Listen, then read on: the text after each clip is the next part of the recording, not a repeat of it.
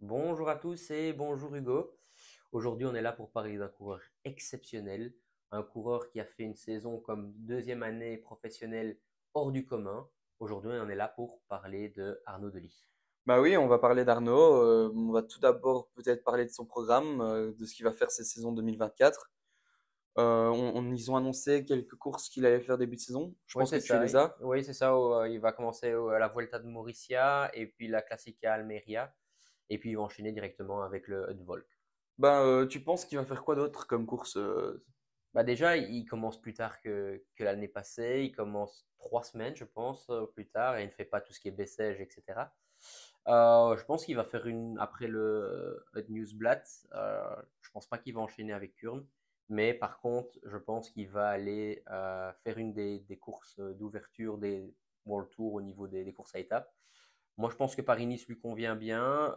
Tirreno en général bah, est un peu plus dur, je pense, au niveau de la montagne. Et puis après, ben, il va, une fois qu'il sera prêt, Milan-San Remo et puis les classiques flandriennes. Maintenant, quelle classique flandrienne, ça, je pense qu'il y a débat. Bah oui, tu as raison, il commence beaucoup plus tard, enfin beaucoup plus tard, quelques semaines plus tard que l'année passée. Donc ça va peut-être lui permettre d'être plus en forme sur la fin des classiques. Je sais bien que l'année passée, il avait eu un peu plus dur sur le Tour des Flandres, etc. Parce que c'était sa première année professionnelle. Il devait enchaîner Paris-Nice qu'il a eu. Il y a eu d'autres courses préparatoires à ces courses-là. Peut-être que c'est un choix pour être plus frais, je pense. Ouais, ben, je pense que l'année passée, il faisait une saison pour découvrir les classiques flandriennes. Cette année, il vient pour faire un résultat et gagner. Sa deuxième place au Newsblad l'année passée, il l'a confirmé. C'est un coureur hors norme. Et je pense que l'année prochaine, il doit passer un palier, c'est-à-dire gagner une des courses non monuments. Donc je vais dire par là, c'est Gand Wevelgem, le 3, à travers la Flandre, Het Nieuwsblad pour moi, ce sont des courses qui doit viser. Et franchement, je pense qu'il est capable d'en claquer une. Bah, moi aussi, je pense qu'il est capable d'y arriver. Et quand on fait deuxième de l'Etnusbat comme il l'a fait l'année passée, je pense qu'il peut y croire. Même il doit y croire. Et je pense qu'il va être revanchard sur donc cette épreuve-là où il finit deuxième, mais aussi sur Paris-Nice, comme tu l'as dit. Je pense qu'il, moi aussi, je pense qu'il va y aller pour une question de revanche personnelle, qu'il n'a pas eu de bonnes sensations l'année passée sur ce tour-là. Ouais, après moi je suis pas trop chaud à ce qu'ils fassent les sprints là-bas. Je pense que si c'est une arrivée en bordure, ou enfin qu'il y ait des bordures pendant l'étape et qu'il y ait eu un sprint, qu'il y ait une finale, un final un peu plus accidenté, là je pense qu'il doit aller faire le sprint. Mais les sprints tout plats à l'approche des Flandriennes, bah, j'espère qu'il va pas prendre trop de risques parce que bah, on le sait, les sprints au niveau World Tour, quand ça a été une journée un peu moins dure qu'à l'accoutumée, bah, ils sont très nerveux et les équipes prennent toute la place. Enfin voilà, je trouve que ça frotte trop et je le verrai pas gâcher sa saison par un sprint massif à Bah, Paris-Nice. dans un sens, je suis d'accord avec toi. Dans la théorie, c'est comme ça, mais il y aura l'équipe qui va vouloir aussi, je pense, performer sur ce tour-là. Et quand on connaît l'esprit de compétition d'Arnaud, je pense qu'il va vouloir se montrer au top du top. Et cela va dépendre aussi des résultats qu'il aura déjà fait juste avant. Ouais, bah, c'est clair que s'il gagne le Newsblatt, je pense qu'il aura un peu moins de pression. S'il gagne très vite, soit à Murcie ou à Almeria, bah, ça va aussi lui bouger de la pression. Maintenant, je préfère qu'il ne gagne pas là-bas et qu'il en gagne une grosse Ah, c'est que. certain. Après, franchement, moi, la course qui je le verrais vraiment, vraiment bien gagner, c'est à travers la Flandre. Parce que c'est une course qui n'est pas le même week-end que Gand Wevelgem et le 3. Et je pense que quand on verra la participation, ben, il n'y aura sûrement pas Pogacar, Van Der Poel et autres. Et c'est une opportunité pour lui. Et je pense que, allez, c'est pas qu'il doit avoir peur des Van Der Poel et Pogacar, parce que connaissant un peu l'état d'esprit, je pense qu'il ne doit pas avoir peur. Il doit même être curieux de les affronter. Mais en tout cas, s'il pouvait gagner à travers la Flandre, je pense que sa saison serait déjà un beau succès. Bah, je suis même persuadé qu'il a envie de les affronter et je suis même sûr qu'il est même excité d'arriver sur des courses avec des stars comme Wout van Aert, Van Der Poel ou Pogacar. Mais tu as raison, à travers la Flandre, c'est une course qui peut totalement gagner. En plus, c'est placé de façon à ce que, comme tu dis, les outsiders n'y vont pas. Donc, je pense qu'il peut y arriver de gagner cette course-là, mais maintenant, il est placé très mal placé par rapport à un Tour des Flandres qui est très très proche. Ouais, bah c'est clair, hein, mais encore une fois, moi je vois pas, allez, je vois pas pourquoi on pourrait pas gagner ça. Max Peterson l'a fait l'année passée, il a fait un Tour des Flandres exceptionnel. Oui, c'est sûr. Je pense que c'est au début de saison, les coureurs récupèrent assez bien. Ça dépend des conditions météo aussi, parce que si on est dans de la neige et des températures négatives, bah, c'est clair que c'est plus difficile à récupérer. Mais voilà, en tout cas, c'est une belle préparation, c'est un bel objectif. Et puis, une fois que ça c'est fait, attention, je ne parlais pas de Milan-San Remo, mais moi je ne demande pas qu'il gagne, mais je demande qu'il soit un peu présent jusqu'au pied du podium au moins, voir qu'on le voit à l'image à ce moment-là. Et ce serait déjà aussi un beau. Donc, toi, tu es sûr et certain qu'il fera Milan-San Remo Ouais, je pense que dans la préparation, c'est bien, c'est d'aller souvent. Je dis pas tout le temps parce que j'ai vu à Milan-San Remo, ils ont dû monter dans le bus et il y a eu de la neige, etc. On a dû arrêter la course pendant un certain temps. Mais en Milan-San Remo, c'est début de saison, c'est un peu les rayons de soleil du sud de la France et enfin, le nord de l'Italie, mais le sud de la France. Je trouve que ces 300 km, c'est des heures de sel qui vont lui servir pour l'approche qui vont lui servir pour l'approche des Flandriennes. Donc oui, moi je pense qu'il devrait le faire, mais pas forcément avec l'esprit qu'il va gagner. Si, quand il y va, il doit y aller pour gagner, ça c'est sûr. ouais. Mais il ne doit pas se mettre de pression en tout cas. Non, c'est certain que je pense que c'est pas sur Milan-San Remo qu'on attend le plus. De toute façon, et on le sait. Nous, ce qu'on veut, en tout cas cette année, c'est qu'il gagne une course. En tout cas, pas un monument, mais une course World Tour dans la période flandrienne. Moi, en tout cas, c'est comme ça que j'ai envie Ouais, l'approche que j'ai envie d'avoir. ouais, c'est ça, gagner oui, mais aussi qu'il soit consistant toute la période des Flandriennes. Et aussi garder la manière dont il court actuellement. C'est de la façon dont il anime la course et qu'il n'attend pas Ouais, c'est ça. le sprint ou quoi que ce soit. Ouais, après, avec son équipe enfin, on va voir un peu l'équipe qui va avoir autour de lui pour les Flandriennes, mais je pense que leur intérêt à l'équipe, c'est de dynamiter à chaque fois de plus en plus loin, parce que avoir un coup d'avance, bah, ça l'aidera. Et puis, bah, le moins Arnaud doit faire d'efforts, le plus il sera dans la finale.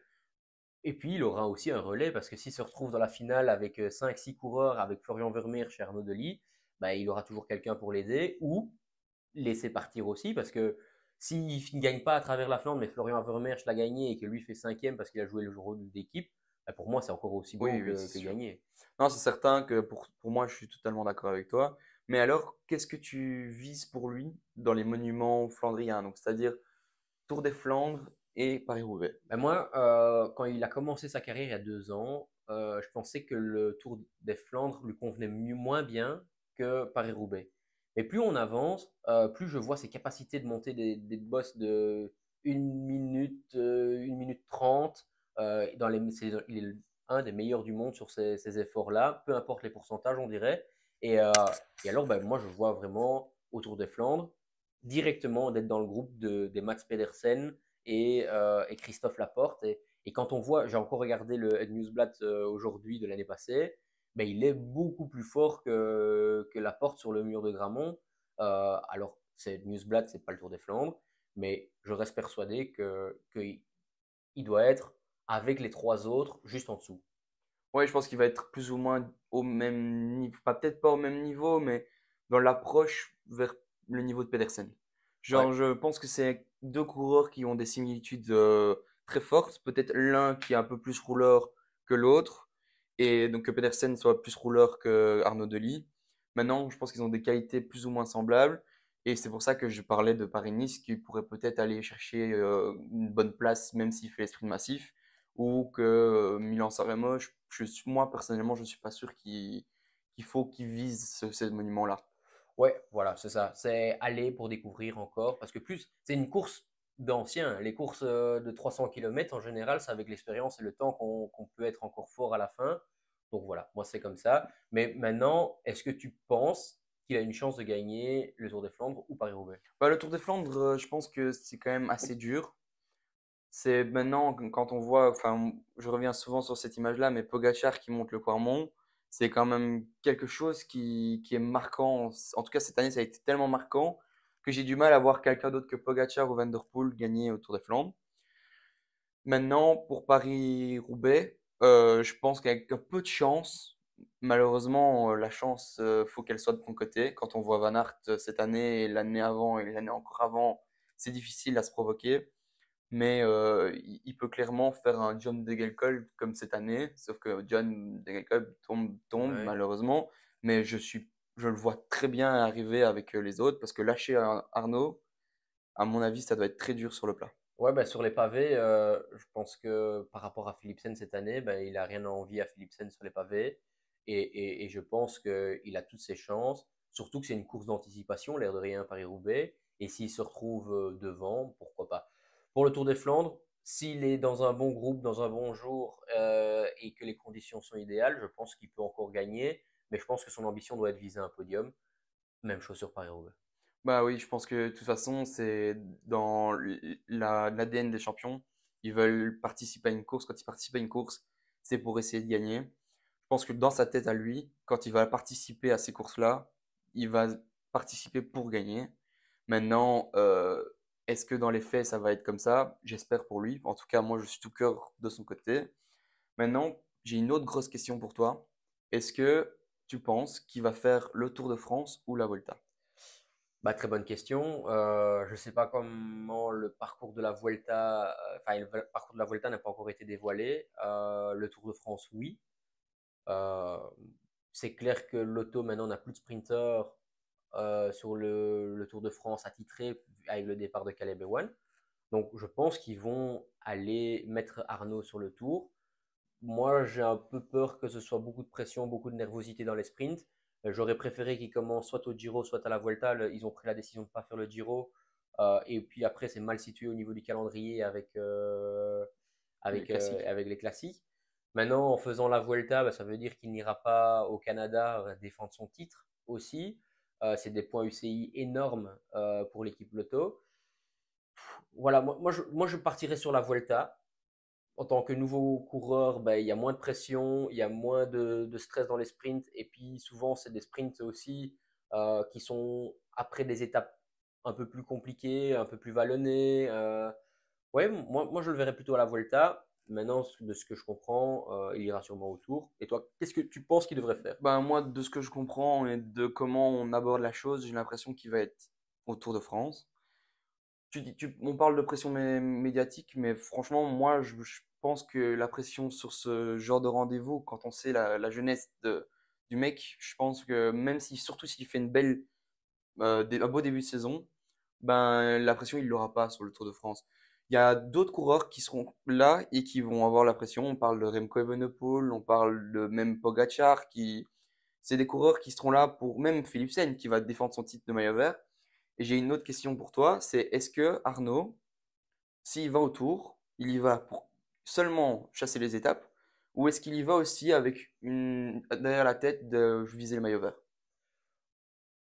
Encore une fois, c'est une question qui me semble un peu particulière parce que c'est un premier grand tour pour lui. Euh, la haute montagne, il a encore jamais fait, ou en tout cas très peu.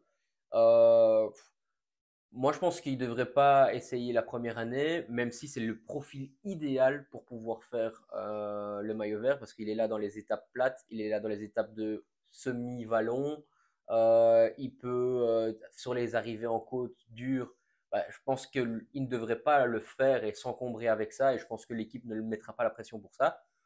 Maintenant, c'est clair que allez, ça permet d'entretenir parce que le Tour de France, c'est long. Et si la moitié des étapes, ben, on joue rien, en général, on s'ennuie. Ouais, bah moi je suis totalement d'accord avec toi. Je pense que il va un peu faire comme tous les tours d'une semaine qu'il fait actuellement. Il va les aborder de la même manière. Il va essayer de viser les étapes. Et dès qu'il va prendre des points et qu'il va jouer dans le top 3-4 des coureurs avec des points, il va se dire pourquoi pas. Mais une fois qu'il sera, s'il est à un moment donné dépassé par les points, je pense pas qu'il va s'encombrer avec ce genre de choses. Ouais, non, c'est sûr. En fait, le maillot vert, d'expérience, c'est quelque chose qui doit venir avec le temps. C'est pas, enfin, tu dois partir avec l'état d'esprit pour le faire, mais si dans les trois premières étapes, ben, il a gagné une et une fois troisième, ben, ça va devenir naturellement un objectif parce qu'il l'aura. Une fois que tu le portes ou que tu es deuxième ou troisième du classement, ben, tu as quand même titillé, hein. Il y a un sprint intermédiaire avec des points plus ou moins faciles, ben, tu vas aller les chercher. Maintenant, rien ne l'empêche en effet de faire cinquième, dixième du sprint du peloton derrière les sprinteurs qui le font et en dépensant très peu d'énergie. Je pense pas que c'est ça qui va lui coûter son tour non plus. Non, c'est certain. Et puis aussi, ce qu'on peut dire pour le Tour de France, un argument pour le mettre, c'est que contrairement à un Caleb Ewan comme il y a eu l'année passée, on peut mettre un Arnaud avec la moitié, voire quelques coureurs autour de lui. C'est pas la même chose où on doit avoir tout un train qu'au minimum près pour pouvoir l'emmener, etc. Ouais, mais après, oui et non, parce que oui, il partira avec sûrement Jasper de Beust, il y aura sûrement encore Campenart qui sera sur le tour et ils seront quand même dans les étapes de plat ou de sprint, ils seront dédiés à Arnaud. Mais en fait, Arnaud, c'est pas le plus vite sur une course toute plate et très facile. Donc c'est une course dure. Et si en plus de ça, bah, il n'est pas emmené dans les meilleures dispositions, bah, il ne fera pas des résultats extraordinaires. Donc pour moi, s'il va dans le Tour de France, sur le Tour de France ou sur la Vuelta, bah, il y a au moins la moitié, voire les trois quarts de l'équipe qui doivent être dédiés à emmener les sprints. Parce que, pas pour rouler, hein. Chasser les échappées, je pense pas. Je pense qu'il y a des Ben, coureurs qui seront, des ouais. équipes qui seront plus dédiées à ça, les Alpecin. Euh, on sait bien que Max Pedersen envoie toujours un équipier pour rouler aussi. Euh, non, je pense qu'il ne devrait pas chercher le peloton, mais plutôt avoir 3-4 hommes avec lui pour lancer le sprint, peut-être à Tamigno ou autre. Ouais, mais quand on voit que, par exemple, bah déjà, il y a Wout van Aert, on sait qu'il ne sera pas au tour. Pedersen, on n'est plus trop sûr, vu l'équipe qu'il va y avoir chez Trek. Est-ce que c'est pas une raison de plus de se dire, c'est un coureur qui passe quand même bien les ballons, comme tu l'as dit. Est-ce qu'il va pas arriver à un moment où rendre la course difficile pour les autres sprinteurs, donc des coureurs qui sont assez à l'aise en montagne ou à l'aise dans les classiques, les mettre à l'ouvrage pour arriver peut-être comme le coureur le plus rapide à la fin? Ouais. Oui, oui. Maintenant, quand tu regardes, Philipsen passe aussi pas trop mal les bosses. Je pense que Van Der Poel va faire le tour aussi parce que j'ai entendu dans un autre podcast de la Lanterne Rouge comme quoi, en fait, Canyon voulait que Van Der Poel soit sur le tour. Donc du coup, bah, ça va quand même faire des... Allez, ça va quand même mettre des concurrents. Si c'est trop dur, bah, Van Der Poel sera au-dessus. Et si c'est trop facile, bah, Philipsen sera là. Donc oui, je pense qu'ils ont tout intérêt à durcir la course pour éliminer Philipsen, mais pas trop pour ne pas éliminer Arnaud. Et donc, si justement, pour moi, il doit y avoir une équipe dédiée à Arnaud sur le tour. Je pense que peut-être il peut y avoir un Van Gils, parce que Van Gils sera sûrement sur le tour. Peut-être Van Edveld, mais c'est tout. Ouais, bah ouais, je pense qu'il faut pas se marcher dessus l'un l'autre non plus, mais je pense quand même qu'il sera moins exigeant sur son équipe qu'un Caleb Ewan. Ouais, ouais, non, c'est sûr, c'est sûr. Mais c'est pour ça que je reviens sur la Vuelta. Ben, moi, je pense que sur la Vuelta, ben, ça lui conviendrait mieux parce que là, il pourrait avoir toute son équipe ou alors avoir des coureurs qui sont peut-être plus jeunes, qui sont aussi en train de découvrir un grand tour. Mais vu que Arnaud est le meilleur coureur de l'équipe, ben, ils n'auront aucune difficulté de se mettre à 100% derrière lui, même si je n'ai aucun doute que les autres coureurs plus expérimentés, avec un leader comme Arnaud, le feront quand même. Ouais, non, je pense qu'il arrive à mettre son équipe à le pousser, mettre son équipe de façon à profit pour que l'équipe pousse derrière lui et pas tire vers le bas, en fait. Ouais. Je pense que c'est quelqu'un qui arrive à mettre une cohésion dans l'équipe. Mais maintenant, j'ai une dernière question peut-être. Est-ce que pour toi, Arnaud, comment il peut réussir sa saison en fait? Bah, déjà, s'il revient avec un maillot de champion de Belgique, par exemple, hein, à Zotte Games, donc c'est un parcours de Flandrien. En Belgique, bah, il y a quelques bons Flandriens, mais il est loin d'être le plus mauvais, même voire même il est pas loin d'être le meilleur. Donc il y a un bel objectif ici. S'il fait un grand tour, bah, qu'il soit actif, présent, qu'il ne soit pas dépassé par les événements, donc qu'il fasse un top 5 d'étape sur un sprint massif, ou même qu'il en gagne une, hein, on ne sait jamais. C'est un coureur de talent extraordinaire et franchement, à chaque fois que je le regarde, il nous surprend, il me surprend. Qu'il soit vraiment très présent au niveau des classiques flandriennes. Maintenant, au niveau d'un objectif de victoire, ben, j'aimerais bien qu'il domine sur les courses Pro Series toujours et qu'il aille en chercher une ou deux au niveau du World Tour. Ouais, je pense qu'il faudra aller chercher un World Tour cette année. Il en a déjà fait l'année passée. Donc idéalement, ce serait une Flandrienne en mars, avril. s'il peut aller faire un podium sur un monument ou faire le mieux qu'il peut en tout cas, dynamiter les courses et rester comme il est dans la façon de courir. Et comme tu dis, un grand tour comme ça, il faut que et au moins tenter cette année. Ouais. J'ai une question pour toi, par contre. Le championnat du monde, il le fera pas vu le parcours. Ça, on l'a compris. Mais est-ce que tu penses qu'il pourrait être dans la sélection pour les Jeux Olympiques, sachant qu'il n'y a que 4 coureurs dans la sélection? Et est-ce que tu penses qu'il pourrait aller au championnat d'Europe également? Bah, moi, je pense que les Jeux Olympiques, c'est un peu tôt parce qu'on a deux gros leaders qui se dessinent. C'est dommage de ne plus pas mettre d'équipier avec parce que Arnaud peut clairement faire son boulot d'équipier, Quand mais on je, voit au championnat d'Europe ouais, comment il a roulé. mais je pense qu'il y a des coureurs qui ont l'habitude et qui ont déjà leur rôle attitré sur ce genre de choses. Moi, je pense déjà à Benoît qui a son rôle de petit préféré peut-être pour Benoît, pour Wout van Aert, parce que c'est la même équipe, ils s'entraînent tout le temps ensemble, ils sont tous les deux, ils se côtoient tout le temps, et peut-être un coureur pour Remco Evenepoel du côté de chez Quickstep. Donc moi, j'ai du mal à le voir là, mais par contre, pour le championnat d'Europe, et je rebondis sur la question on vient d'avoir, je pense que sa saison peut être réussie aussi s'il est sélectionné en équipe nationale cette année. Parce que s'il est sélectionné en équipe nationale cette année, c'est qu'il a fait une saison meilleure qu'un Philipsen, qu'un Tim Merlier, qu'un Wout van Aert ou qu'un Remco Evenepoel. Donc moi, s'il est sélectionné au championnat d'Europe cette année, c'est que sa saison devrait être réussie. Oui, mais ça dépend de s'il fait le Tour ou la Vuelta aussi, parce que s'il fait la Vuelta, bah, ça va être un peu compliqué pour faire les championnats d'Europe. Oui, c'est vrai. Euh, Maintenant, oui, moi pour les championnats d'Europe, ça devrait plus être un objectif. Il l'a fait une belle fois, c'est bien, c'est une course, une super course. Mais je pense que Arnaud, s'il est pris pour les championnats, pour les Jeux Olympiques, ce serait vraiment quelque chose d'exceptionnel. Moi, vraiment, les Jeux Olympiques, tant les championnats du monde, c'est pour aller essayer d'aller la gagner, etc. Mais je pense que la sélection olympique, c'est plutôt une récompense d'une saison ou d'une carrière que vraiment un objectif. Parce que quand on regarde, ça va être une course avec 70 coureurs. Ouais. Ça va être un bordel comme on a rarement vu. Il va y avoir un équipier par équipe, un Italien, un Français, un Slovène, et puis même un Hollandais pour Van der Poel. Et puis, est-ce que tu as vraiment besoin d'encore prendre le poids de la course? Parce que qui sera le favori numéro un? On peut déjà le dire, ce sera Pogacar, ce sera Van der Poel. Et encore une fois, on va se retrouver avec deux coureurs derrière, mais ça c'est encore un autre débat. Mais on va se prendre le poids de la course avec deux équipiers, tu vas voir, et on sera malheureusement battu parce qu'on n'aura pas une stratégie claire. Donc, quitte à ne pas prendre le poids de la course, parce que pour moi, on ne doit pas prendre le poids de la course, bon, autant mettre Arnaud Delis qui sera dans le final avec les autres. Bah, pour avoir couru avec Arnaud, je sais que les kermesses, ça, il connaît bien.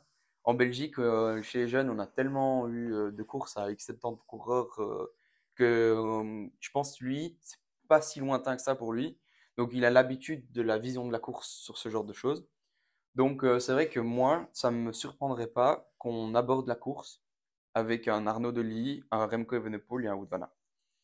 Maintenant, je pense qu'il y aura quand même un coureur qui sera là pour se sacrifier au cas où, s'il Ouais, le faut. mais il peut aller et dire, ben voilà, on verra comment ça se passe la course, et en fonction des sensations, ben, un se sacrifie pour l'autre, et sachant que Arnaud est le plus jeune et que les autres ben, ont quand même déjà prouvé dans des grosses courses qu'ils pouvaient gagner, ils ont déjà gagné un monument chacun, un a déjà été champion du monde, ben, pourquoi pas se dévouer à 100%. Maintenant, il y a quand même une chose qui varie aussi, c'est qu'il va aller sur le Tour de France. Et Mais si en Remco y tant va que, aussi, oui, mais en tant que jeune coureur qui n'a jamais fait de grand tour, ça peut aussi jouer. ouais, mais Maintenant, la sélection sera faite après le Tour de France, je ouais, suppose, ben, je et pense. Et que on verra pendant, en fonction de sa récupération sur ce grand tour. ouais. Et après, je pense qu'un grand tour, ça, en général, c'est qui tout double. C'est vrai que soit tu ressors, t'es cramé, soit tu ressors, t'as gagné 50 watts. Je sais pas, je dis ça comme ça.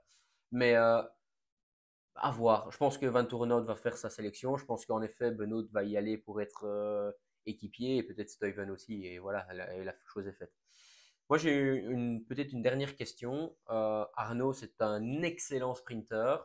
C'est un super coureur en devenir de classique. Est-ce que tu penses qu'il va combiner les deux, que ce soit les sprints et les classiques toute sa carrière ou il le fait parce qu'il est jeune? Bah, je pense qu'il le fait actuellement parce qu'il est jeune. Maintenant, peut-être que il va avoir un moment donné où il va avoir ras-le-bol du sprint massif. On sait qu'il est encore tombé à Dunkerque l'année passée. Peut-être que lui, il va se dire, je n'ai pas plus envie de faire le sprint massif. Maintenant, j'ai du mal à le croire. Je pense qu'il va continuer à aller dans la direction d'un Mats Pedersen, comme je le disais début de vidéo. Je pense qu'il c'est l'exemple parfait. En fait, Mats Pedersen a ouvert la voie à Arnaud et je pense qu'il doit se baser clairement sur la carrière de Mats Pedersen. Ouais, ouais, peut-être. Moi, je pense qu'il va prendre plutôt la carrière de Tom Bonnen et de Johan Museeuw, c'est-à-dire sprinter très fort au début de sa carrière et avec le temps, bah, il va se rediriger quand même de plus en plus vers les Flandriennes. Après, quand tu as un tempérament comme ça, bah, tu as toujours envie de les faire les sprints parce que toutes les étapes, la majorité des courses au monde se terminent au sprint et quand tu es vite, bah, tu as envie de participer à l'emballage final. Maintenant, quand je vois les risques que certains prennent et que la moitié de ta saison peut être foutue à cause d'une stupide chute sur une arrivée, parce que, comme on ne sait jamais, les organisateurs n'ont pas fait une belle arrivée, ou tout simplement parce qu'il y a des risques, ou parce qu'il y a un coureur qui a fait un écart, ça arrive, il y a un trou dans la route ou quoi, et est-ce que tu prendrais le risque de foutre ta saison en l'air? Non, mais quand je connais la personne qui est très excitée et on connaît tous les deux quand ça frotte, etc., je pense que cet engouement et cette excitation qu'on a dans le final, je pense que c'est quelque chose que peut-être des gens qui font des sports extrêmes n'arrivent pas à ressentir, alors que nous, enfin maintenant plus nous, mais lui, il l'a au quotidien. Ouais. Donc, il arrive à avoir une excitation et peut-être que c'est ça qu'il aime aussi dans ce sport qui lui permet d'aller s'entraîner tous les jours et d'aller dans la pluie, dans la neige, etc.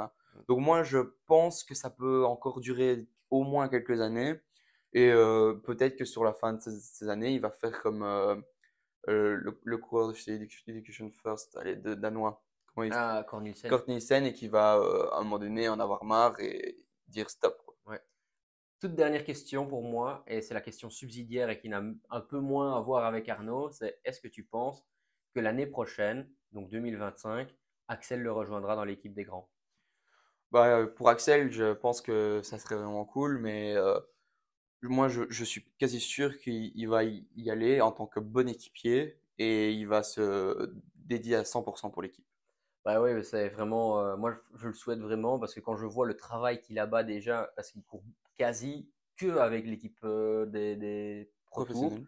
ouais, des pros, le travail tous les jours, il est en tête de peloton et franchement, moi j'admire le coureur comment une progression, comment la progression il a pour l'instant, ce serait vraiment top et j'espère en tout cas que l'année prochaine il continuera Ouais, on l'aventure. voit qu'il progresse énormément et qu'il a de la force, il est impressionnant. Voilà, je sais pas si tu veux encore rajouter quelque chose. Non, je pense qu'on peut terminer cette vidéo-là. J'espère que vous avez bien aimé. Est-ce que vous avez d'autres sujets qui vous intéressent, d'autres questions à laquelle on peut répondre? Et donc, si vous avez aimé, laissez un like et ciao! Abonnez-vous. Ciao, ciao.